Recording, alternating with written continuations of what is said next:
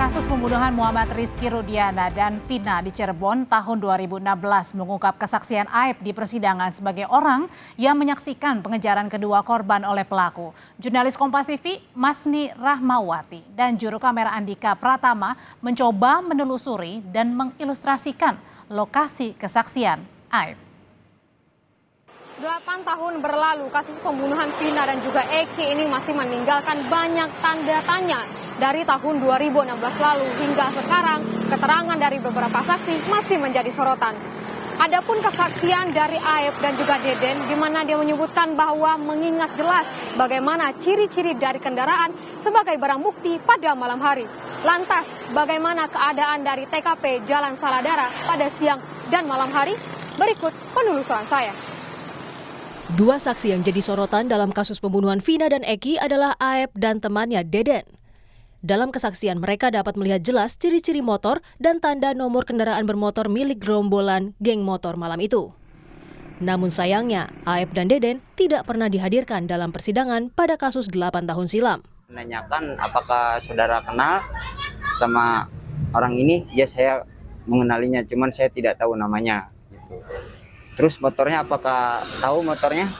Saya sebutkan, ya saya tahu motornya apa, Smash gitu saya. Smash warna pink gitu saya. Oh, si Peggy ini dulu motornya Smash? Iya. Waktu penangkapan itu saudara Peggy itu nggak ada ya. Dalam berkas salinan putusan sidang tahun 2017 lalu, Aep dan Deden bersaksi bahwa dirinya melihat dua orang yang berboncengan motor yakni Vina dan Eki melewati Jalan Saladara. Tepat di depan SMP 11 Cirebon, mereka melihat segerombolan geng motor melempari dan memepet Eki dan Vina di malam hari 27 Agustus 2016, sekitar pukul 22 waktu Indonesia Barat. Dalam kesaksian, Aep dan Deden melihat kejadian tersebut dari jarak kurang lebih 50 meter, tepatnya dari warung kopi dan fotokopi. Kami mencoba melakukan penelusuran ke lokasi kesaksian Aep dan Deden di Jalan Saladara, Cirebon. Kami akan mencoba membandingkan lokasi itu dengan keadaan beberapa tahun lalu.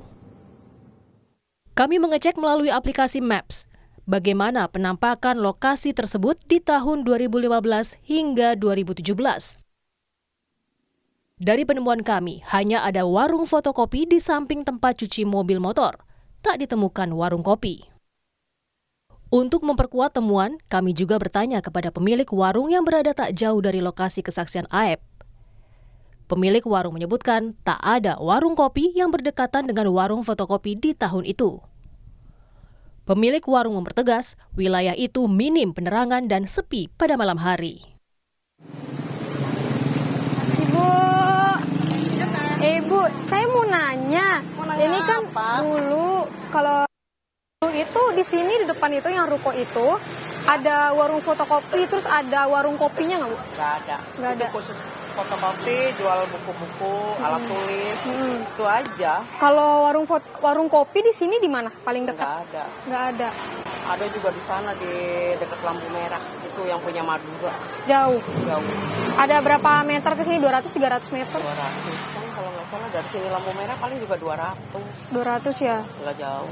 Nah, kalau misalnya tuh kalau di sini warung-warungnya itu buka sampai jam berapa sih, Bu? Jam sore, nggak ada yang sampai malam. Nggak ada sampai malam? Nah. Untuk memastikan kesaksian Aep dan Deden, kami kembali melakukan penelusuran malam hari.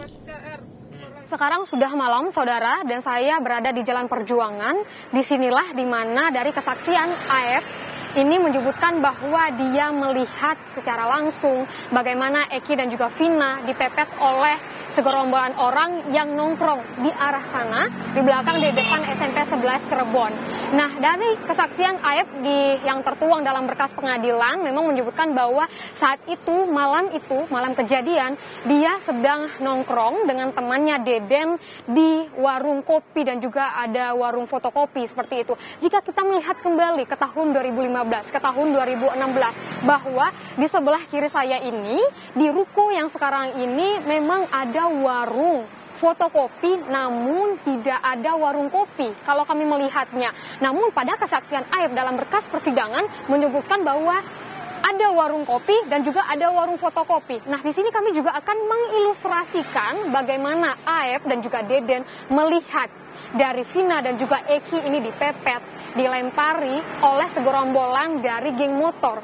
Nah, dapat dilihat saudara ke arah sana sekitar 50 meter dari tempat berdirinya AEP, tempat saya berada ini, tempat saya berdiri sini, mengarah ke sana. Dapat dilihat, kami ilustrasikan dengan ada motor yang menghidupkan sernya sebelah kiri.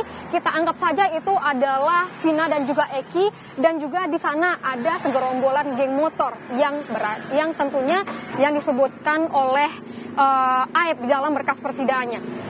Kita melihat ke sebelah sana, saudara. Kita lihat hanya ada satu penerangan, hanya ada satu lampu penerangan di sana. Dan kalau misalnya kita melihat juga ke tahun 2016, memang penerangan hanya ada satu. Dan kita melihat ke arah sana, saudara, kalau jalanan ini memang kurang penerangan, gelap. Kalau misalnya kita melihat dengan mata telanjang, kita bakal bisa melihat ada motor di sebelah sana, ada orang di sebelah sana, namun kita tidak bisa melihat secara jelas bagaimana ciri-ciri motornya, bagaimana nomor plat motornya, dan juga siapakah orang yang ada di sana. Tapi dalam kesaksian AEP dan juga Deden, teman dari AEP ini menyebutkan bahwa dia bisa melihat secara jelas nomor kendaraan motor dan juga ciri-ciri motornya, serta bagaimana ciri-ciri orang yang ada di sana yang sejauh 50 meter dari tempat dia berdiri.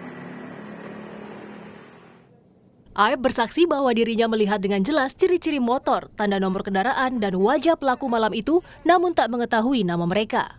AEP dan Deden ini sudah memberikan keterangan, dan keterangan mereka ini sudah ingkrah di persidangan beberapa tahun lalu. Namun AEP ini tidak pernah dihadirkan dalam persidangan, sedangkan kesaksiannya menjadi salah satu pertimbangan pada putusan pembunuhan Vina dan juga Eki. Apakah polisi kembali akan menguji kesaksian mereka? Masnina Mawati, Andika Pratama, Kompas TV, Cirebon, Jawa Barat.